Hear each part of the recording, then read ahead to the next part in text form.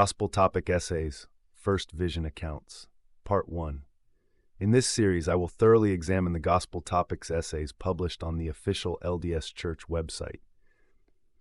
Each essay will be addressed in the order presented by the Church, offering a critical and in-depth analysis of the topics they cover. Although I've already produced a few videos on the First Vision accounts, I'll be diving even deeper this time, as this topic is part of the Gospel Topics Essays series. These essays offer a wealth of contemporary insights, providing more substantial material to work with compared to earlier sources. P.S. As I started writing the script for this episode, I noticed it will exceed my time frame I impose, and thus I will make this a two-part episode. Part 1. First Vision Accounts. The LDS Church opens with this carefully constructed statement. Joseph Smith recorded that God the Father and Jesus Christ appeared to him in a grove of trees near his parents' home in western New York State when he was about 14 years old. Concerned by his sins and unsure which spiritual path to follow, Joseph sought guidance by attending meetings, reading scripture, and praying. In answer, he received a heavenly manifestation. Joseph shared and documented the first vision, as it came to be known, on multiple occasions. He wrote or assigned scribes to write 4 different accounts of the vision. Right out of the gate, this statement is dripping with deception. It summarizes the so-called first vision, then slyly slips in that Joseph Smith provided 4 different accounts, conveniently omitting the fact that each account contradicts the others. They don't start by telling you that these stories conflict. Instead, they quietly plant the idea that multiple versions exist, as though that's a normal and trustworthy thing. We'll revisit that later. But let's keep going with their narrative because it plays right into the problems with Smith's story. Joseph Smith published 2 accounts of the first vision during his lifetime.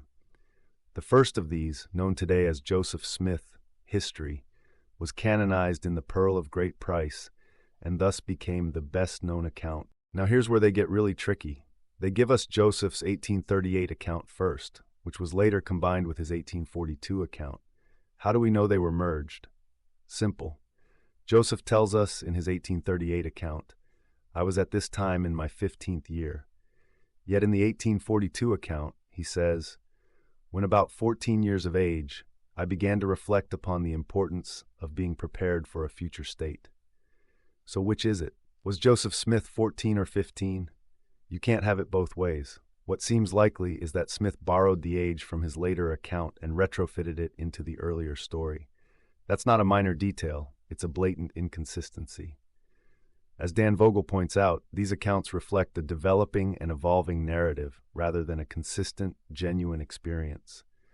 Vogel also notes that the earliest account, written in 1832, doesn't even mention 2 beings, just the Lord. Brent Metcalf puts it bluntly, Joseph's first vision is a reconstruction, a revisionist history that grows more elaborate with each retelling. By the time we get to the 1838 account, Smith has transformed a modest spiritual experience into a full-blown theophany involving both God the Father and Jesus Christ. But let's not get too far ahead. I'll break down each account in detail later so you can see just how much these stories mutate over time.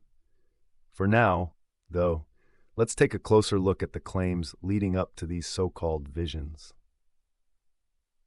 The Church declares, the 2 unpublished accounts, recorded in Joseph Smith's earliest autobiography and a later journal, were generally forgotten until historians working for the Church of Jesus Christ of Latter-day Saints rediscovered and published them in the 1960s. The LDS Church claims its historians rediscovered the 1832 First Vision account in the 1960s.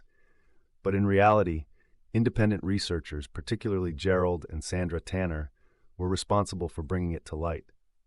For decades, the Church had promoted the 1838 version as the official account, while the existence of an earlier conflicting version remained hidden.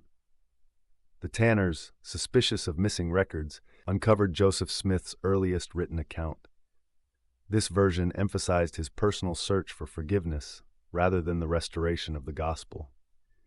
Originally recorded in Joseph Smith's personal letter book, the account had been ripped out and hidden inside the safe of Joseph Fielding Smith, then LDS Church historian and later church president.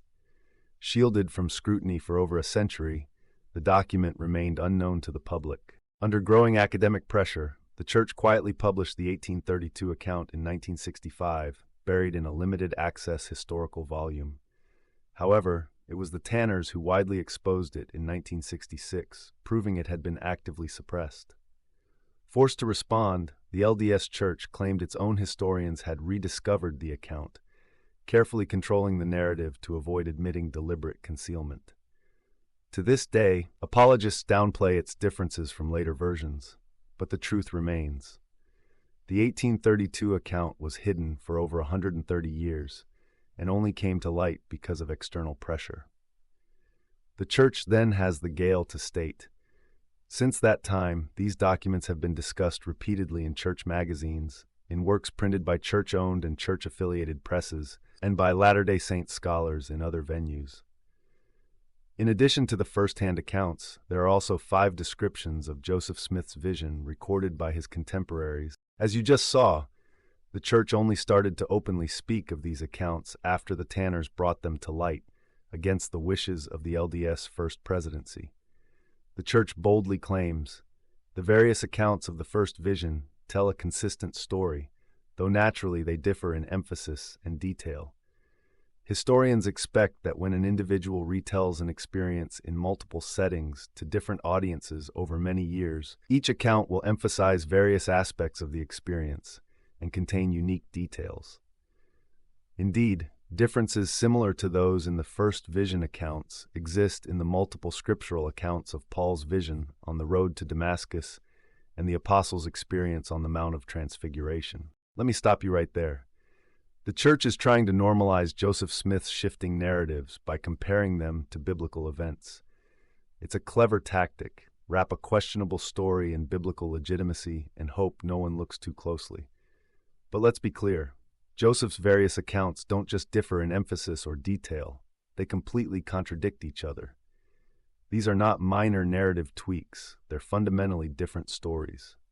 Then we have LDS apologist Stephen C. Harper attempting to smooth things over with this spin. The first vision accounts were created in specific historical settings that shape what they say and how they say it. Each of the accounts of Joseph Smith's first vision has its own history. Each was created in circumstances that shaped how it was remembered and communicated, and thus how it was transmitted to us. Each account has gaps and omissions. Each adds detail and richness. It's time to pull these accounts apart, one by one, and see just how deep the contradictions go. Buckle up. This is where things get interesting. Part 1. The 1832 account. 1832 account. The earliest known account of the first vision, the only account written in Joseph Smith's own hand, is found in a short, unpublished autobiography Joseph Smith produced in the second half of 1832. In the account, Joseph Smith described his consciousness of his own sins and his frustration at being unable to find a church that matched the one he had read about in the New Testament and that would lead him to redemption. He emphasized Jesus Christ's atonement and the personal redemption it offered. He wrote that the Lord appeared and forgave him of his sins. As a result of the vision, Joseph experienced joy and love, though, as he noted, he could find no one who believed his account. Read the 1832 account here. The church's claim is completely deceptive. Joseph Smith did not solely write the 1832 account. His scribe, Frederick G. Williams, played a significant role in constructing the narrative. This fact alone destroys the idea that this was some unfiltered personal testimony from Joseph's hand. Dan Vogel points out that Williams's involvement raises serious doubts about the spontaneity and authenticity of the account, making it clear that this was a crafted narrative, not a raw, personal record. Brent Metcalf reinforces this, stating, "The collaborative nature of the 1832 account completely undermines the idea that it represents Joseph's unvarnished experience." Once again, Joseph splits on his age, as in the 1832. In the 16th year of my age, a pillar of light above the brightness of the sun at noonday came down from above and rested upon me. In the 1832 account, Joseph Smith is visited only by Jesus, with no mention of God the Father. This is a far cry from the 1838 account, the version the church canonized, where both God the Father and Jesus Christ supposedly appear together. In his 1832 account, Joseph writes, "I saw the Lord, and he spake unto me, saying, Joseph, my son, thy sins are forgiven thee." Yet in the 1838 account, the story changes dramatically. "I saw two personages, whose brightness and glory defy all description, standing above me in the air. One of them spake unto me, calling me by name, and said, pointing to the other, This is my beloved Son. Hear him." So which was it? Was it only Jesus, or were both God the Father and Jesus Christ present? The contradiction is glaring, and it demands an answer. Moreover, the focus of the 1832 account is entirely different. Joseph is concerned with his personal sins and searching for the truth he read about in the New Testament. This contrasts sharply with the 1838 account, which shifts the emphasis to denouncing all other churches and justifying the restoration of the true church. The Tanners also expose this problem in The Changing World of Mormonism, where they highlight how the earliest accounts differ dramatically in content and purpose, raising serious questions about Smith's honesty. The 1832 account is particularly damning. It's written in Joseph's own hand and presents a very different story, mentioning only a vision of Jesus and focusing on his personal forgiveness of sins. Gone are the dual deities, the revival confusion, and the grand calling as a prophet of the restoration. We cannot ignore the age issue once again, as Joseph's timeline continues to shift. In the 1832 account, Joseph claims he was in the 16th year of my age, a stark difference from the 14-year-old he would later claim in the 1838 account. This discrepancy is not a minor detail. It's a glaring inconsistency that raises serious questions about the authenticity of his narrative. This evolution from a simple, personal encounter to an elaborate foundational vision perfectly aligns with Joseph's growing ambition and the church's need for a grander origin story. Part 2. The 1835 accounts. Yes, accounts! On November 9, 1835, Joseph gave an account to Robert Matthias, a controversial figure known as Joshua the Jewish minister. This version stands out because it introduces angels, an element completely absent from both the 1832 and 1838 accounts. Joseph recounts, "A pillar of fire appeared above my head. It presently rested down upon me and filled me with unspeakable joy. A personage appeared in the midst of this pillar of flame, which was spread all around, and another personage soon appeared like unto the first. He said unto me, Thy sins are forgiven thee. He testified unto me that Jesus Christ is the Son of God, and I saw many angels in this vision." Dan Vogel notes that this marks a significant shift, as Joseph blends his earlier personal struggles with a more elaborate and mystical vision, paving the way for the dramatic 1838 version. Vogel argues that the introduction of multiple divine beings and angels reveals Joseph was constructing a more complex narrative to align with his evolving theology. It's important to consider the background of Joshua the Jewish minister to assess the credibility of Smith's claims. Joshua, who claimed to be the reincarnated apostle Matthias, was involved in a slew of criminal allegations, including fraud and assault, and was even committed to a mental institution later in life. The meeting with Smith wasn't about spiritual revelations, but a debate over authority, specifically, which of them had the true power of prophecy and resurrection. The meeting was centered around reincarnation, an issue that certainly doesn't lend credibility to the vision Joseph presented. A week after meeting with Matthias, Joseph was approached by Erasmus Holmes. This account is brief but similar in structure, again mentioning multiple personages but omitting the angels present in the earlier telling. Brent Metcalf points out that this brief account signals a transitional phase in Joseph's storytelling, as the details of the first vision were still fluid and evolving. It's clear Joseph had not yet solidified the father and son narrative that would later dominate the 1838 version. The church downplays these differences, claiming they are minor discrepancies in detail. But the truth is far more damaging.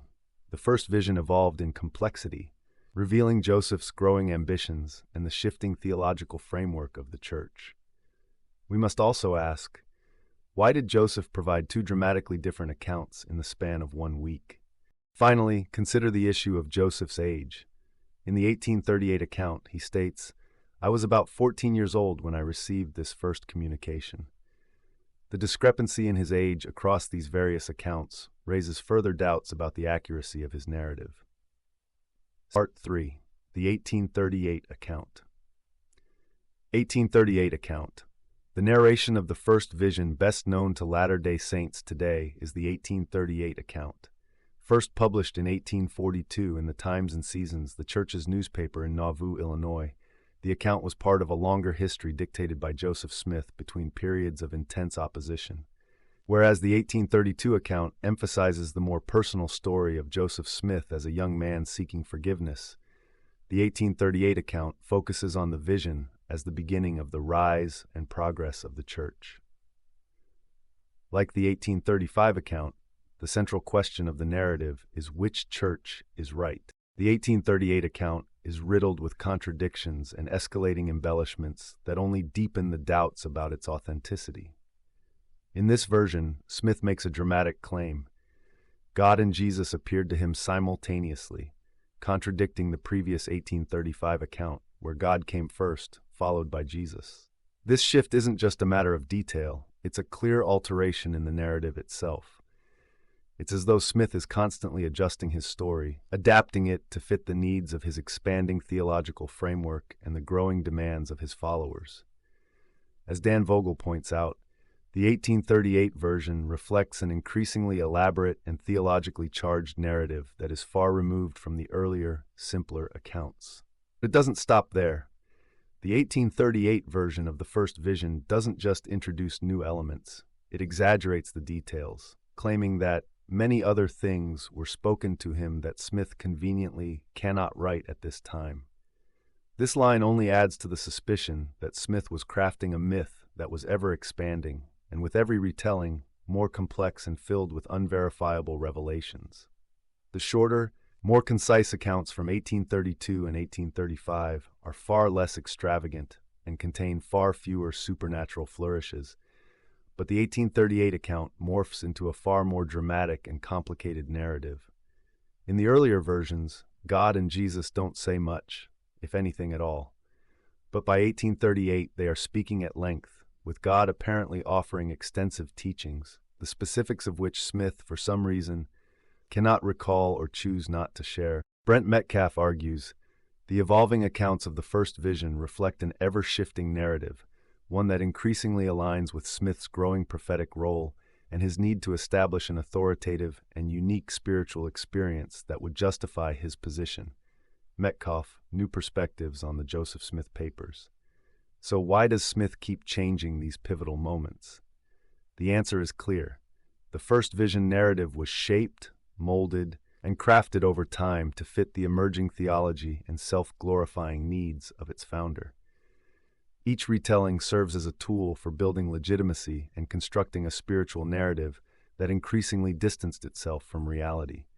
The more dramatic the story became, the more necessary it seemed to justify Joseph's divine role. We are left to wonder, was the 1838 version a clarification, or was it just another version of a story told and retold until it bore no resemblance to its origins? Part 4. The 1842 Account. Written in response to Chicago Democrat editor John Wentworth's request for information about the Latter-day Saints, this account was printed in the Times and Seasons in 1842. The Wentworth Letter, as it is commonly known, is also the source for the Articles of Faith. For the account, intended for publication to an audience unfamiliar with beliefs of the Church of Jesus Christ of Latter-day Saints, is concise and straightforward. As with earlier accounts, Joseph Smith noted the confusion he experienced and the appearance of two personages in answer to his prayer. The following year, Joseph Smith sent this account with minor modifications to a historian named Israel Daniel Rupp, who published it as a chapter in his book, He Passa Ecclesia, the Whole Church, an original history of the religious denominations at present existing in the United States. The Wentworth Letter of 1842 is a critical piece in the evolution of the first vision narrative, primarily because it marks a significant shift in the story's theological implications. Written by Joseph Smith in response to a request from John Wentworth, editor of the Chicago Democrat, the letter serves as an overview of the Church of Jesus Christ of Latter-day Saints, its doctrines, and its history. In this letter, Smith revises the first vision narrative, offering a version that aligns more closely with the Church's later theological direction. One notable feature of this version is Smith's introduction of the belief that both God and Jesus looked alike. This differs from previous accounts where there was no mention of their similarity in appearance. This new detail adds another layer of mystical significance to the event and reinforces the unique nature of Joseph's experience. Another key aspect of the Wentworth letter is that it introduces the concept of restoration, something not present in earlier accounts like the 1832, 1835, or 1838 versions. In this letter, Smith asserts that God and Jesus appeared to him to commence the restoration of the original Christian church, something the previous accounts never suggested. This is a foundational doctrine of the LDS Church, one that frames the first vision not just as a personal encounter with the divine, but as the pivotal moment that would lead to the restoration of God's true church on earth. This theological expansion marks the Wentworth letter as a key moment in shifting the narrative to support the Church's growing claims of divine authority. Historically, the Wentworth letter became the unofficial account of the first vision and was used for years as the standard version of Joseph's vision. It wasn't until later, particularly in 1842, that the 1838 account became canonized and established as the official version in LDS teachings. The Wentworth letter is critical because it shows the fluidity and development of Joseph Smith's narrative over time. It's a significant point of divergence from the earlier accounts, marking a shift from a simple vision of divine beings to a theologically loaded narrative that tied directly into the restorationist ideology that would become central to the LDS Church's identity.